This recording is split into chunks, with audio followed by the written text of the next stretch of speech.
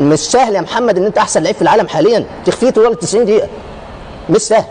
وده راجع لكوندي، اراوخو، واللعيبه اللي كانت موجوده في نص الملعب مع تاخير نص الملعب. نرجع بقى لشخصيه فريق برشلونه اللي كانت بتعيبه في المواسم السابقه وخاصه في دوري الابطال، لما الاثنين واحد يتغلبوا 2-1 الركب دي والله. النهارده لا، اللعيبه ما تحسش ان هي قلقانه. ركب يوسف شيبو اليوم برشلونه. ايوه الناس يقول لك الناس يقول لك شخصيه الفريق، شخصيه الفريق تبان وانت خسران وفي الازمات. كيف بانت الشخصيه في هدف التعادل وهدف التقدم؟ ايوه، ما انا عشان كده بقول تمريره تدرس من بدري وتعاملات المدرب عشان تساعد ان الفريق يستعيد توازنه ويرجع في المباراه. واحسن شعور تنزل واحد سجل من اول لمسه وواحد يصنع من اول لمسه. بص يا كابتن، بدري نازل في الدقيقه 60 يا كابتن محمد، الباص التمريره اللي عملها دي في الدقيقه 61، في لعيبه بتلعب المباراه وهي على الدكه، بدري لاعب المباراه وهي على الدكه، في لعيبه عاوز 10 دقائق ربع ساعه عشان تخش في الجيم، بدري خد دقيقه عشان يخش في الجيم. وايه التمريره الحلوه دي؟ هوب استنى انجل وراح الانطلاق والجري السريع المميز بتاع رافينيا. وتعامل رافينيا ايه؟ تعامل رافينيا مع الكره محمد حلو قوي يعني. الجول رافينيا من اكثر اللاعبين اللي تعرضوا للانتقادات في برشلونه. ايوه وعمل مباراه كبيره. الجول ده كابتن محمد التكنيك بتاع التمريره بتاع بدري والانهاء بتاع رافينيا يدرس. طبعا مضروبين في مساحات ما بينهم، ما بين لعيبه باريس، الانطلاق وتوقيت التمريره ودقه التمريره والفينش. عينيه باصه مع الكوره، في تواصل مع عينيه مع الكوره مع رجليه الشمال، هوب على طول. شوف بيلاردو لما لعب الكوره، شوف بيلاردو محمد لو عيدنا اللقطه. على فكره هذا هدف شبيه بهدف صنع رونالدينيو لتشافي في الكلاسيكو، سجل تشافي على ريال مدريد. هو الهدف الثاني. دي برضو من احد الحلول ان انت عندك اللعب مفتوح وكرات ثابته. دينا روما طبعا غيرها على خط المرمى، ما تطلع يا عم ال6 يارده، ما تطلع تاخد الكوره. فعلا كلام يوسف صحيح. ايوه هي الكره 6 يارده كده تقريبا منتصف خط السته. ال6 يارده ما تطلع انت بايديك، انما سوء توقف ممكن، سوء تمركز، سوء رقابه عملها كريستيانسن كويس بدون مضايقه. لا لوحده هو دايما مشكلته. فده حل من الحلول ان الفرق تسجل من الكرات الثابته واللعب المفتوح، فنتيجه كبيره هتتاخد لبرشلونه. كابتن طارق وجون قالوا ان في الامور في مباراه العوده، انما انت بتلعب بره ملعبك وكسبان 3-2، ده وخسرت في ملعبك تستاهل انت ما توصلش. فانا اشوف ان النتيجه دي تدي دفع للفريق. وميزه تشافي يا كابتن محمد النهارده مع برشلونه انه راح يكسب، فاهم؟ مش رايح يقول لك نتيجه تعادل حلوه اخسر واحد، لا هو رايح يكسب، مسجل 3 أهداف ومضيع 3-4 فرص. فدي الحاجات اللي تخلي متابع برشلونه وجماهير برشلونه مبسوطه، لان الفريق ده افتكر انه برشلونه في دوري الابطال ان هو برشلونه بتاع المواسم السابقه اللي بتاع 6-7 سنين، بتاع برشلونه التيشيرت تقيل يا ابني، انت وهو بتوع برشلونه انت عندكم 5 دوري ابطال. فلازم تفتكر في الادوار المباريات الحاسمه وفي الادوار المتقدمه دي اللي انت التيشيرت ده عندك 5 ألقاب. فالطبيعي تبعد في بعض السنين، انما جات لك الفرصه في مثل هذه الادوار تكون متواجد في النهائي، فلازم يستغل الفرصه تشافي. وقرعه بشكل كبير ممتازه. طبعا احسن من السكه الثانيه، احسن من الحرب اللي في الناحيه السكه الثانيه فيها الغام يا كابتن، في حرب عالميه هناك بايرن والسيتي والريال وارسنال في افضل حالاته، انما السكه دي نوعا ما سهله، يقول لك فرصه اللي انا اكون متواجد اسهل. هو ما مش سهل في الشامبيونز ليج. ايوه بس السكه اسهل يعني نوعا ما، اسهل نوعا ما، فيقول لك فرصه ان انا اكون متواجد والدوري خلص. في اعتقادي ريال مدريد خد الدوري، فالنهارده عندك فرصه ان انت تبقى متواجد في دوري ابطال، في نهائي دوري ابطال، لازم تستغل فرصه. برشلونه لو فاز في الشامبيونز ليج لازم تسوي تمثالين. لمين؟ واحد لتشافي وواحد للكابتن. ميكيل سحب القرعه. فعلا اذا نعم هذا بفضلي بالتاكيد، انا قدمت لهم افضل طريقه. طيب الان نستمع لفابيان رويس ثم نكمل نقاشنا مع محلل بي ان سبورتس. نتابع. شكرا لكم. ما الذي يمكن أن تقوله لنا بعد هذه الخسارة؟ لدينا إحساس بأن اللاعبين مهزومين نوعا ما، هناك إحباط. كنا ندرك تماما بأننا نلعب أمام فريق جيد جدا. الشوط الأول ربما لم نكن صائبين مع الكرة، ولكن في الشوط الثاني دخلنا بقوة وعرفنا كيف نعود في النتيجة، ومع عندما سجلوا الهدف الثاني ربما أثر علينا، وبعد ذلك الهدف الثالث. ولكن أعتقد أننا قدمنا مباراة جيدة بالرغم من الهزيمة، وعلينا أن نتحسن وأن نفوز في مباراة الإياب. en marquant le but, en créant des occasions. سجلتم الأهداف وصنعتم فرص، ما الذي لم ينجح كذلك؟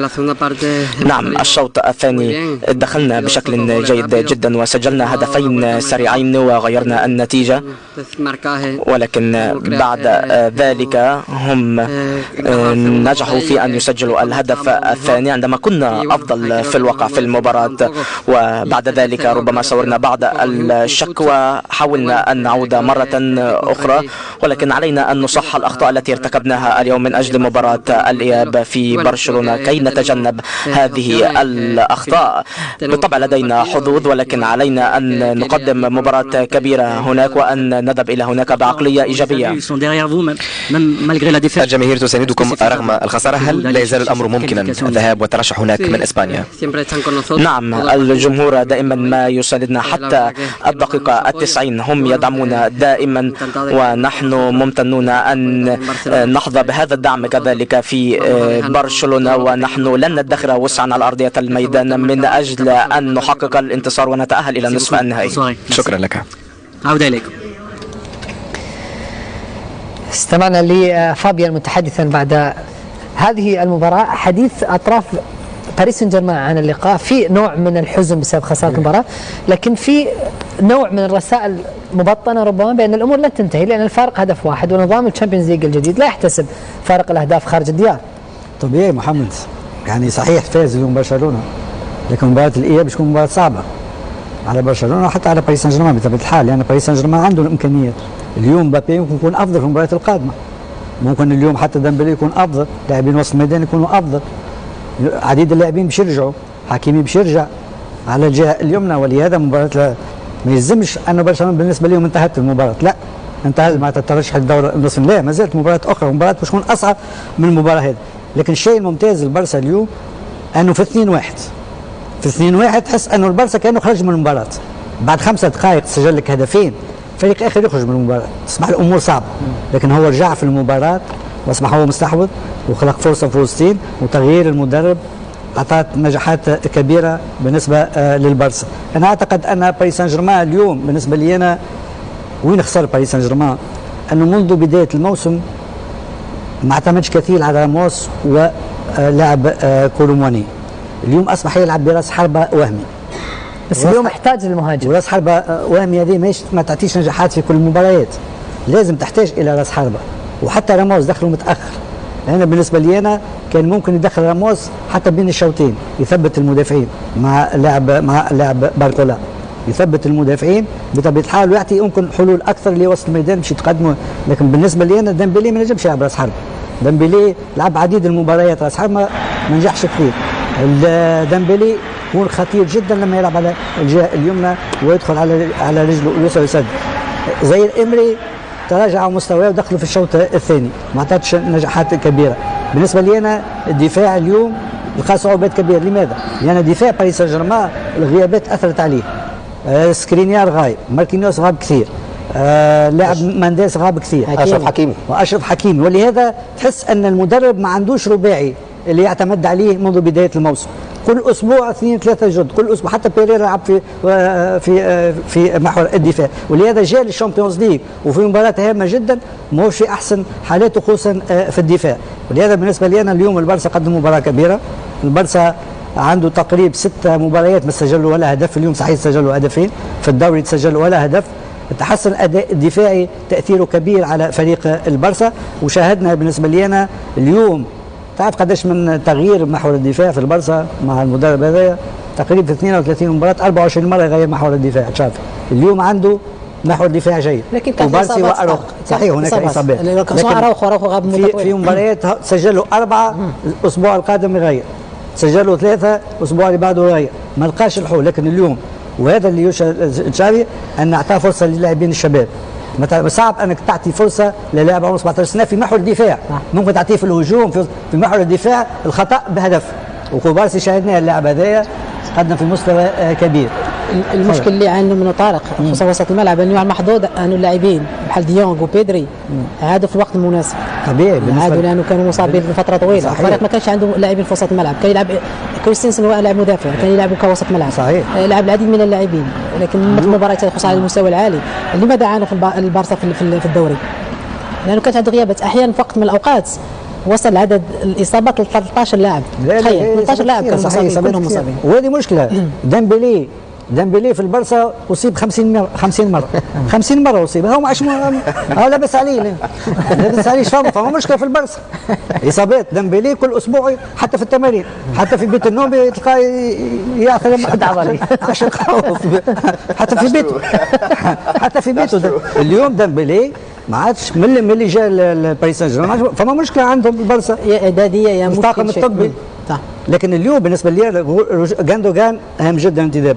ديونغ بالنسبه لي انا رجوعه هام. بيدري رجوعه هام جدا باش يعطي اكثر حلول للفريق، لان اليوم ممكن البرصا في الاسابيع القادمه قاعد يلعب 4-4-2، ممكن عنده امكانيه باش يلعب 4-4-2. ورافينيا اليوم لماذا قدم مباراه كبيره؟ اول مره نشوف رافينيا يطلب الكره، يطلب الكره وظهر المدافعين دائما يحب يستلم الكره. ولا عندك انت قوه السرعه في الشوط الاول شاهدنا ماركينيوس قاد صعوبات كبيره مع في الهدف. من بعد التوقف الشتوي مستوى رافينيا في صعود، حسن كثير من يناير وهو يقدم كثير على الجهه اليمنى او الجهه اليسرى، لان اليوم على لامين يامال صعب انه يلعب على الجهه اليمنى، يلعب على الجهه اليسرى. شاهدنا اليوم قدم مباراه كبيره، لانه يطلع حتى في الهدف اللي سجله مشى بدون كره. انت عندك سرعه، استغلها السرعه هذه، صغرها بالكره وبدون كره. ولهذا اليوم حتى ليفاندوفسكي اليوم وجوده في الجهه اليسرى قد يساعد ليفا في الكرات العرضيه بالرجل اليسرى. صحيح. ليفاندوفسكي يخرج وهو يطلب، ليفاندوفسكي يخرج وعنده ميزه، ليفاندوفسكي يخرج كثير، اطلبوا في ظهره وتقدروا تسجلوا اهداف. ولهذا اليوم البرسا قدم وجه مشرف ووجه كبير، واعتقد انه هذه المباراه هي تزيد تعطيه قوه كبيره. والبرسا لو يترشح باش يمشي النهائي، البرسا لو يترشح باش يمشي نهائي دوري الابطال. صحيح ممكن يقابل اتلتيكو مدريد، لكن أظن بأن ما فعله رافينيا اليوم في الحقيقة هو ما ظننا ما سيفعله مبابي في الحقيقة. توقعنا ذلك من مبابي، لكننا لم نرى هذا كثيرا اليوم، وكذلك ديمبلي. توقعت هذا ما سيفعله باريس سان جيرمان من ناحيتهم، اللعب في ظهر المدافعين. لم نرى ذلك، أتمنى أن نرى ذلك في المباراة الثانية، ولكن خيبة أمل كبيرة لمهاجمي باريس سان جيرمان. ولكن فعلا ديمبلي دائما ما كان مصابا في برشلونة، لكن باريس سان جيرمان لا يصاب لسبب غريب. ولكن نعم، هذه هي كرة القدم. لكن رافينيا وجد المساحات ووجد دفاع باريس سان جيرمان في الكثير من الحالات متقدما، عكس امبابي. تحدث الزملاء عن بطء في خط الوسط في باريس سان جيرمان في بداية الهجمة، ثم عن دفاع متماسك وقريب من مرماه بالنسبة لدفاع برشلونة. نعم بالتأكيد. أظن بأنهم كانوا يدركون بالتأكيد بأنهم لا يمكن أن يتقدموا كثيرا، لأنه إذا ما فعلوا ذلك ستعطي المساحة لمبابي كي يركض في ظهر المدافعين. لا يجب ترك هذه المساحة. أظن بأن المباراة لعبت بشكل ممتاز من قبل دفاع برشلونة في غلق المساحات، ولم يكن هناك أي مساحة له. مبابي فعلا جيد عندما يستطيع أن يرى المساحة ويركض في المساحة. عندما لا يوجد مساحة يصبح مرتبكا ولا يعرف ما يمكن أن يفعله، وهذا ما حصل اليوم. أنا ظننت اليوم بأنه كان يستطيع ربما أن يعود إلى الخلف قليلا لاستلام الكرة ومحاولة المراوغة، كذلك الدخول في العمق من الجانب والتسديد. لم يفعل حتى ذلك، دائما ما كان يحاول أن يركض خلف كوندي، لكن لا مساحة بالمرة. على كل حال وبصفة عامة باريس سان جيرمان سوف يعود ويراجع المباراة ويحاول أن يقوم بالتحضير المباراة الثانية. عندما كنت ألعب مع تشيلسي، عندما كنا نعرف بأننا متأخرون في مباراة أولى مثل هذه، بالنسبة لنا كل شيء يتعلق بالمستوى الذهني. كيف نعود في المباراة ذهنيا؟ نحن نعرف أننا لم نقصى، لأنه لا يزال هناك نتيجة 3-2 وهناك مباراة ثانية وهناك وقت للتحضير. نحن نعرف أننا لم نقصى، ولكن كيف نعود في المباراة ذهنيا؟ إذا نعود التدريبات، وكيف تدخل المباراة، تعود للمباراة الثانية. كل شيء يتعلق بالتعامل مع الضغط. كيف تبدأ أول 5 أو 10 دقائق من المباراة الثانية؟ كيف تبدأ الدقائق الأولى من مباراة الإياب ستحدد نتيجة المباراة. أتوقع من الباريس سان جيرمان أن يعود ويقوم بالتحضير للمباراة، وكما قلتم مبابي لا يمكن أن يكون أسوأ من مباراة الليلة، سيكون أفضل في المباراة الثانية ويقدم مستوى جيد. وأظن أن هذه المباراة فعلا ستكون مثيرة. أنا أظن بأن برشلونة لديه الأفضلية الآن، ولكن لا يمكن أن نتوقع أي شيء. باريس سان جيرمان قد يقصي خصمه في المباراة الثانية، دعونا ننتظر ونرى. تحدث الزملاء وأشادوا كثيرا برافينيا الذي توج بجائزة أفضل لاعب في هذه المباراة. نستمع لتصريحاته بعد أن سجل ثنائية وقدم واحدة من أجمل وأفضل مبارياته منذ أن ارتدى قميص برشلونة. بالنسبة لأهمية هذه المباراة يمكن أن أقول بأنها صحيح الأمسية الأهم في مسيرتي، ولكن أيضا في المرة الأخيرة التي لعبت فيها مع المنتخب كنت سعيد جدا وسجلت هدفين كذلك. ولكن بالنظر إلى أهمية هذه المباراة وأن أسجل أول أهدافي في دوري الأبطال كانت ليلة خاصة جدا. وفي البداية كان هنالك عناق مع رونالدينيو وبعد ذلك احتفال على طريقة نيمار. كيف حدث ذلك؟ نعم، لأن استمعنا لرافينيا أحد أبرز نجوم هذه المباراة، اللاعب الذي توج بجائزة أفضل لاعب في المباراة والذي تلقى احتفالا من كل زملائه سعادة بأدائه وبفرحته بهذه الجائزة واعترافا له بالدور الكبير الذي لعبه بفوز برشلونة بهذه المباراة ب3 أهداف لهدفين. ميكيل، تحدث الزملاء عن أسلوب باريس سان جيرمان في هذه المباراة، عن اختيارات لويس أنريكي الذي يرى في أكثر من تصريح بأنه الأقرب للحمض النووي لفريق برشلونة، لسياسة وفكر كرويف في برشلونة، وأنه يطبق دائما هذا الأسلوب. ونتذكر في طريقكم للفوز في الشامبيونز ليج في نصف النهائي واجهت برشلونة في مباراة الإياب، طرد جون تيري في الدقيقة 37 وأكمل برشلونة تقريبا ساعة كاملة بلاعب أكثر، ومع ذلك خرج بسلاح الهجمة المرتدة وهدف توريس في اللحظات الأخيرة، وكان يلعب آنذاك بمهاجم وهمي بدون رأس حربة حقيقي، كان التناوب بين أليكسيس سانشيز وميسي. فعلا دائما ما كان هذا هو الأسلوب لبرشلونة. أعتقد بأنهم دائما ما لعبوا مع لويس إنريكي آنذاك بالتأكيد بمهاجم وهمي.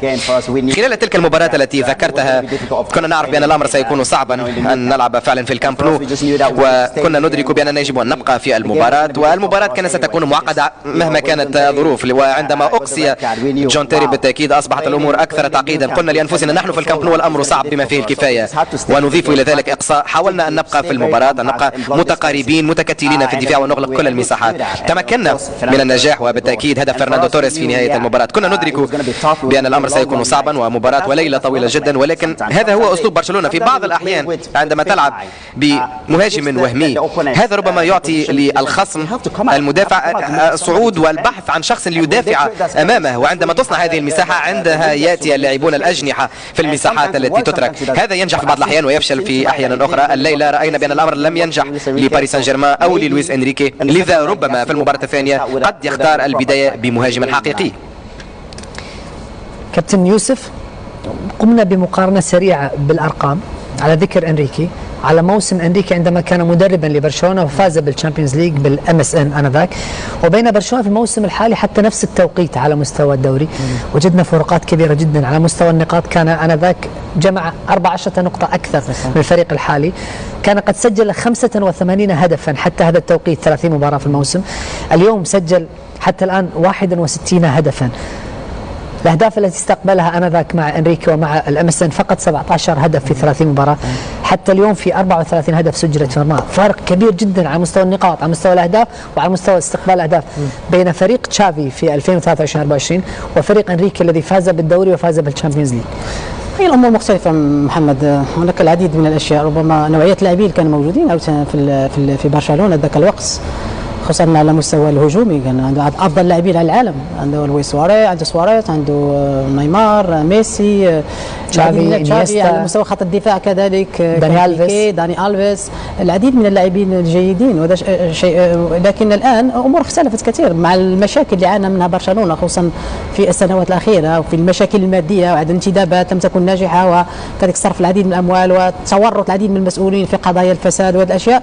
اكيد ان هناك فرق كبير. وشاهدنا الان صحيح ان في الوقت صعب الان على برشلونه، لانه ليست لديه السيوله للتعاقد مع لاعبين مهمين. الان هو والحسن حظه انه اعطى فرصه اخرى للاعبين كما قلت لاعبين لاماسيا، وكان دائما هي قوه برشلونه هي في لاماسيا. يعني جيل ميسي وانيستا وتشافي كان محظوظ كذلك جوارديولا انه هذه المجموعه وهذا الجيل جاء في وقت مهم جدا، وجاءوا كمجموعه من لاماسيا. الان كذلك نلاحظ تقريبا هناك بعض الاشياء تشبه الجيل اللي كان عليه في السابق. الان عندما تشوف يامال عنده 17 سنه، لاعب بيدري صغير في السن، جافي نفس المدافع كوبارسي كذلك 17 سنه، لاعبين صغار في السن، لاعب عندهم مستقبل، يحتاجون فقط الى كما قلت وقت، خبره، بعض التجربه لعدد المباريات، كل هذا الشيء مع كما قلت لاعبين الخبره الموجودين كليفاندوفسكي وغاندوغان دائما يساعدون هذا الفريق.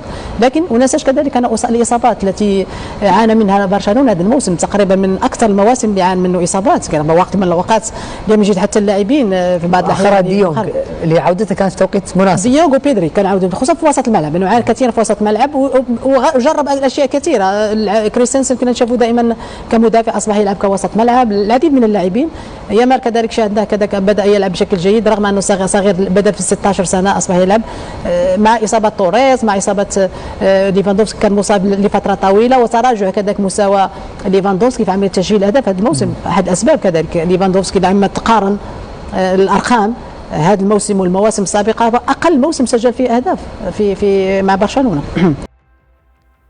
ما تنساش دير لنا واحد اللايك وشارك في القناه باش يوصلك ديما جديد. محللين بين سبور مدحو كثيرا في الاداء ديال الفريق الكاتالوني وبعض منهم شبهوا بالجيل ديال ميسي وانيستا وتشافي في الحقبه ديال غوارديولا وديك الجيل اللي كان الاغلبيه ديالو من لاماسيا وكذلك هذا الجيل الاغلبيه ديالو من لاماسيا وهذا الجيل اللي فيه لاعبين صغار في السن وهذا الشيء ما منعهمش انهم يقدموا واحد الاداء خرافي ضد فريق باريس سان جيرمان. لكن كلا الفريقين ما زال واحد فيهم ما حسم التأهل